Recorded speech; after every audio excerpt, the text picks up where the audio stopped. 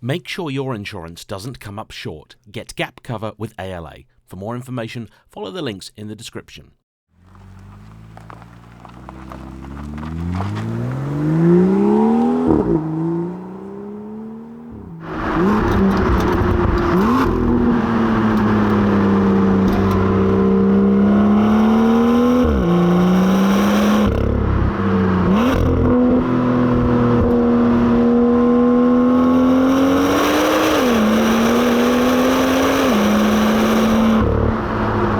Everybody. Just recently, I seem to have had a bit of a run of BMWs on the channel, but I'm not complaining because I have had a whale of a time. And in this episode, I am driving a vehicle that, I can't believe this, is now about to celebrate its 10th birthday. Was something of a revelation when it was launched, but today I think is maybe the best way into the magnificent world of BMW M cars. I'm JayEmm, and this is the original BMW M2. Enjoy.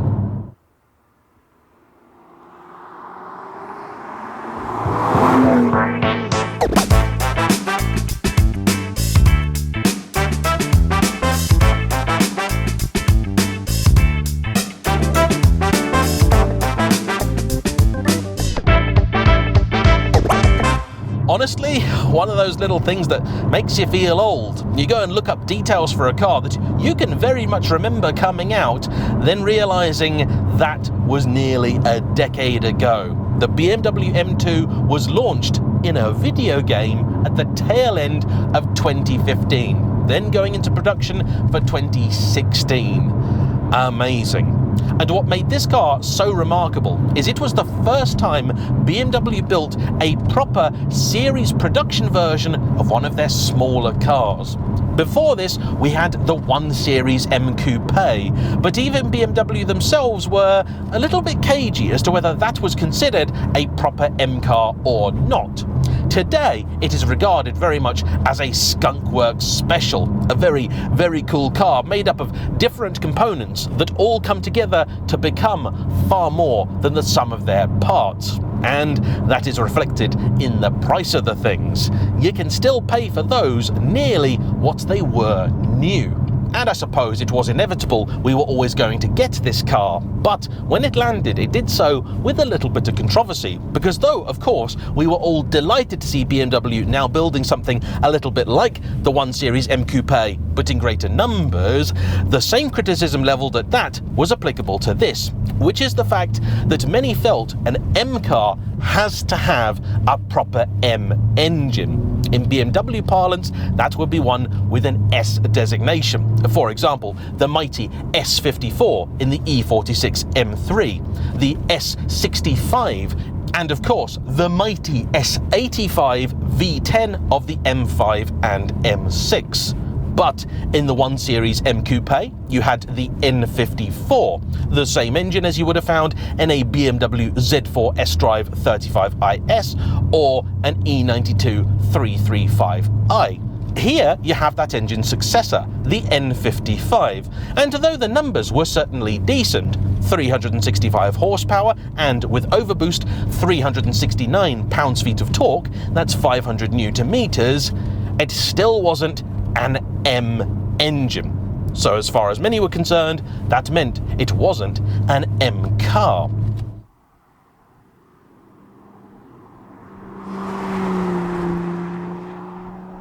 But as it so happens, it is for that exact reason that I loved the original M2. You see, the M3 and the then new M4 of the day had at the front of those the S55, the 3-litre bi-turbo lunatic machine, which made oodles of both power and torque.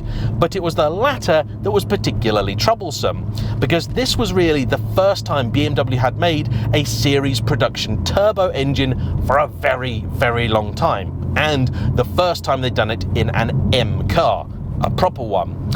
And what they did was effectively let the thing make as much boost as it could as soon as it could, meaning those early M3 and M4s were very, very spiky things to drive, sometimes worryingly so. But this, by virtue of having the N55 instead, BMW claiming there were still alterations made bespoke for the M2, shouldn't have that problem.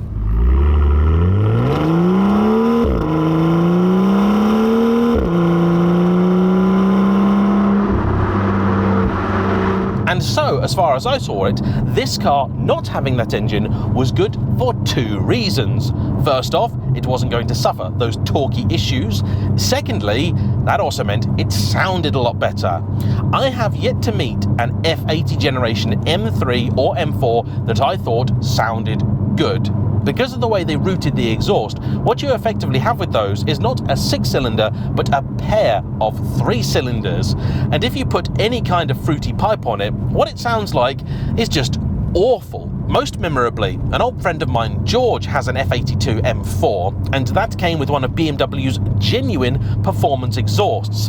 And it made a noise like somebody taking a chainsaw to the thing. It was horrid. This, much nicer. It's a smoother, more cultured sound.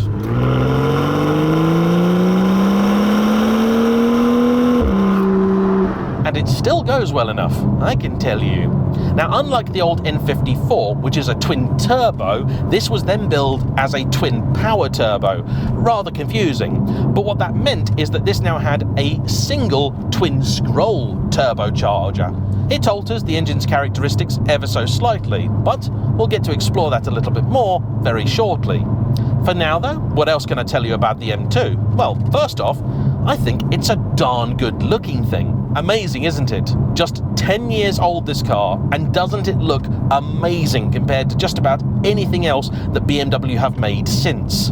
It's just shy of 4.5 meters long, 1.85 wide, but with nice chunky arches, so it has a real square look about it and a fabulous stance. I like these 19-inch wheels on it. At the front, 245 section rubber, and the back just 265, which always felt a little bit stingy given the torque on tap. And of course, at the back, you have that classic quartet of tailpipes marking out a proper M car. This thing is a stunner, especially in this Long Beach blue.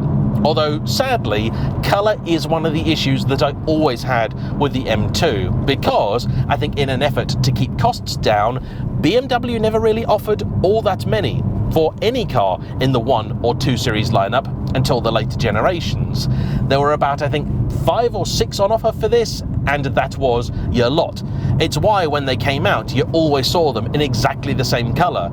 There just wasn't the choice. An M3 or an M4 of the day, you could have whatever you wanted.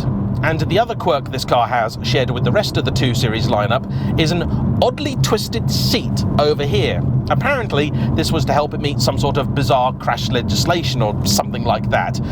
Until you know it, it doesn't bother you. Then once you see it, you realise it's very strange indeed. And that also explains why on occasion when driving these cars, I've found myself a little uncomfortable with the blood being cut off in my right leg. I'm sitting straight, but the seat isn't. But these are trifling concerns, minor inconveniences, which both could be fixed with either aftermarket seats or, as was very popular back in the day, a wrap. The reason you bought this is because it's a BMW M car. So, does it go like one? Well, let's put the gearbox into manual and find out.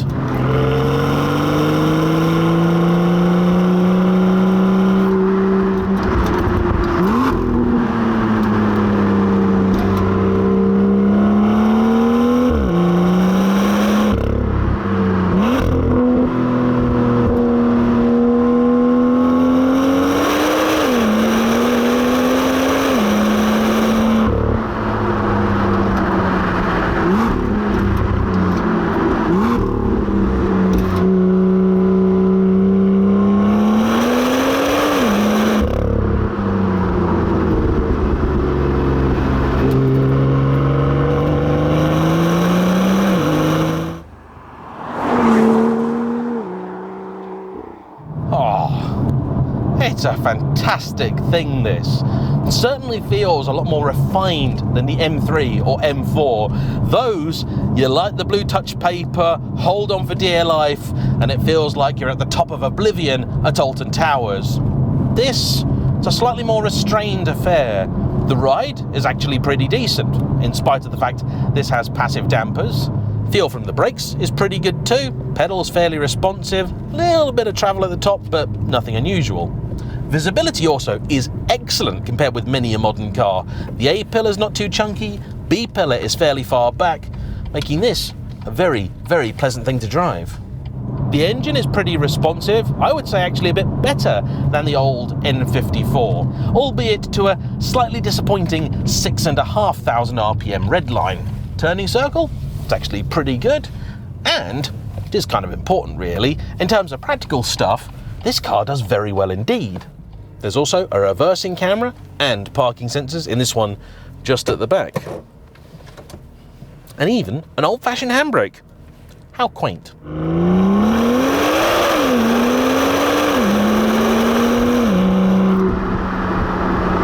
You've got just about enough room in here for 4 adults. The boot is a really good size too, and as already mentioned, it's not so large that you can't park it in a normal British car parking space. On a run, it'll even do somewhere in the 30s for MPG, and it's modern enough you can still buy it from a BMW main dealer, which is exactly what its owner Phil did. And this car is a result of classic man maths. You see, Phil is a lovely guy who previously brought me his TVR Chimera 400.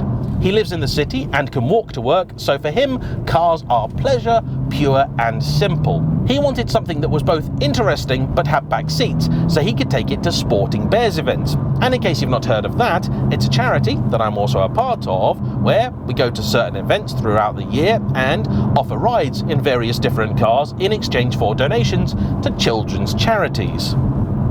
Last year, I'm very, very proud to say that my F12 managed to raise over £1,800 for very, very worthy causes across a couple of days over at the Silverstone Festival.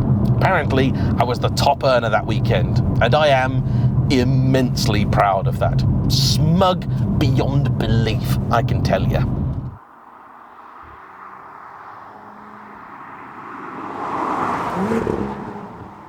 But it turns out finding yourself an M135i is not quite as simple as it first appears, because Phil, reasonably I think, didn't want one in either black or white with moon mileage, dodgy history or modifications. And once he'd eliminated those cars, the 100 that he started off with was more like 10. And by the time he started looking at those, he realised they were near enough the same price as an M140, the later B58 engined car. But then, once he started looking at those, he realised that they actually were not really any different in terms of money to an M2, which is a proper M car, not an M Lite. But of course, these cars having been built during the period when money was cheap and finance almost inevitable, these cars also have had hard lives. So, if you are thinking of buying yourself one, please do a CarVertical search, because in just 60 seconds, with only a registration or a VIN, you'll be able to find out if the car you're looking at was previously involved in an accident, even if it wasn't necessarily written off. All that information you can get in just 60 seconds, and for 20% off the service, don't forget to use my discount code JayEmm. And not only did Phil do all of his due diligence, he's also really enjoyed this car, because he's had it just 7 months, and in that time he's put on 10,000 miles. Yeah. And remember I told you, he drives this car just for pleasure. So how pleasurable is it? Well, let's have a bit more fun, shall we?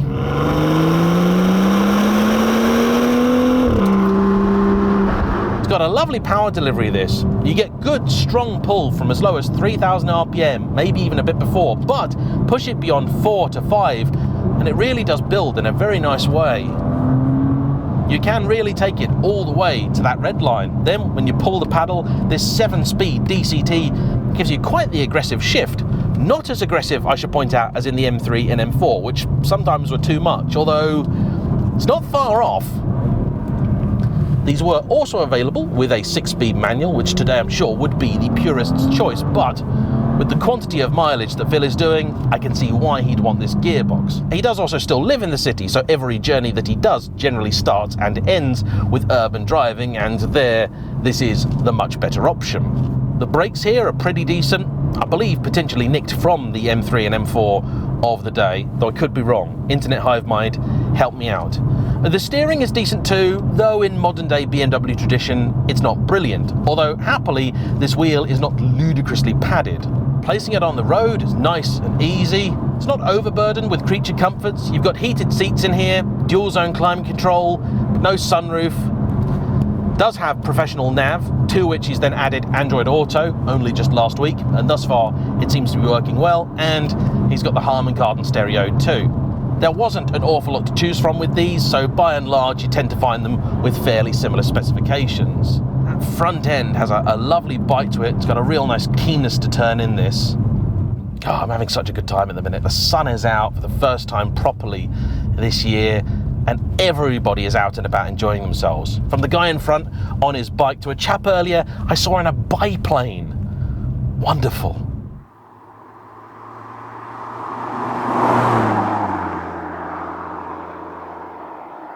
Even at the higher reaches of the rev range, there is still a little moment while it gathers its breath. However, it then delivers that power nice and smoothly. This is a car that's going to be relatively difficult to upset on throttle alone. Not impossible, of course. Remember, this is a BMW still, so all of that power is sent exclusively to the rear wheels. And this generation of M2, though it lacks the firepower of the modern one, is also a lot lighter. This tips the scales at just 1,600 kilos. Alright, that's quite a bit for a junior coupe, but still, it's lighter than the modern one. And if you went with the manual box, you can knock another 30 or 40 kilos off that again. This is massively enjoyable, this thing. So well composed, so nice to drive. I've been tooling around recently in a BMW i4, which has some 550 horsepower. Lots more go than this, but honestly, this is just a joy. Probably doesn't help that the i4 also weighs something like 700 kilos more than this. Yeah. You do have some driving modes down here, but honestly, they don't do all that much. With no adaptive dampers, comfort is kind of pointless, although Sport Plus I'm going to avoid because that loosens off the traction control. There is an M differential in these things, but trust me, if it wants to go wrong, it can, and it will. So today, traction is staying on. So then, let's get down to it, shall we? I'm pitching this as maybe the best first M car to buy and a bit of a bargain. How much are you to pay today for one of these? Well, I could nary believe my eyes when I saw it, but the cheapest M2 on Auto Trader right now, which is not a previous write-off, was £19,000. Actually, a few quid shy. That's a hell of a lot of car for the money. And granted, at that end of the market, you may have to put up with a few issues. These are good cars, they are generally reliable, but not unburstable, particularly if they have been modified, which many were. And just because it doesn't have mods on it now, don't think they were never there. Buy at the pricier end of the market though, and you're still looking at only say £25,000 to £30,000. This example, on very low mileage, just over 30,000, was still under 30 grand. And that was from a BMW main dealer. So if anything does go wrong, it's going to be sorted. And look, if I were to go and buy myself an M car, I had to get the old E92 M3. But those are all well out of their original factory warranty. Something goes wrong, you're going to have to fix it.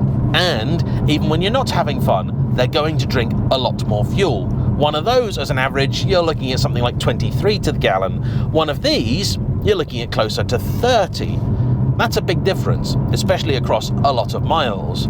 You also get more modern infotainment in here, although today the difference really isn't what it was, because both of them can be retrofitted with Android Auto. But you're also looking at a car that then will be a fair bit older, and I know this means a lot to a lot of people, these are cheaper to tax. This one, by virtue of being a later one, £190 a year.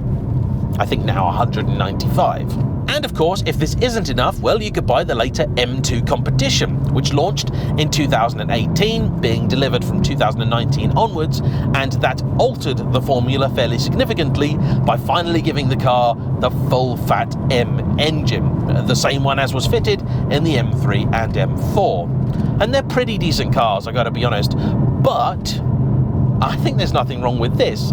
And for me, I think if you want the M4 engine, just buy an M4. As is to be expected these days, there were a few different special editions along the way, albeit not that many, and at the end of production, they finished off with the magnificent M2 CS, which I have to say is a miniature masterpiece. I don't know how much those are today, but that's a great car. And as for the modern M2, never even sat in one, so I couldn't tell you.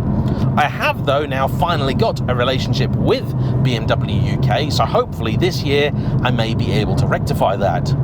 But either way, it's not a pretty thing, is it? No. And it's not 20 grand either. And best of all, the M2 is one of those cars that, if you do get it in a more dour colour, would very, very easily pass for just your ordinary, average, everyday 2 Series. So if you want to have something that's fun, but a little bit under the radar, it's perfect. Want it Larry? Buy the Long Beach Blue. But please, don't put an exhaust on it. This sounds perfect as it is.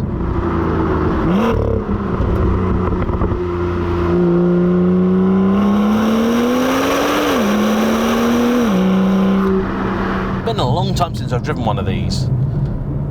But I gotta say, now maybe more than ever, perhaps because now we have so much more context for what came after, this stands out as a properly good car. Is it a genuine M car? Hey, it's got an M badge on the back in the right place and at the correct designation. This is no 2 Series M Coupe, this is an M2. Most importantly, is it a good car? Hell yeah. And so, all that remains to be said is a big thank you to Phil for bringing it out, and as ever, to you for watching. Don't forget to hit the like button, comment down below, subscribe if you haven't already, and I'll see you for the next one. Bye-bye.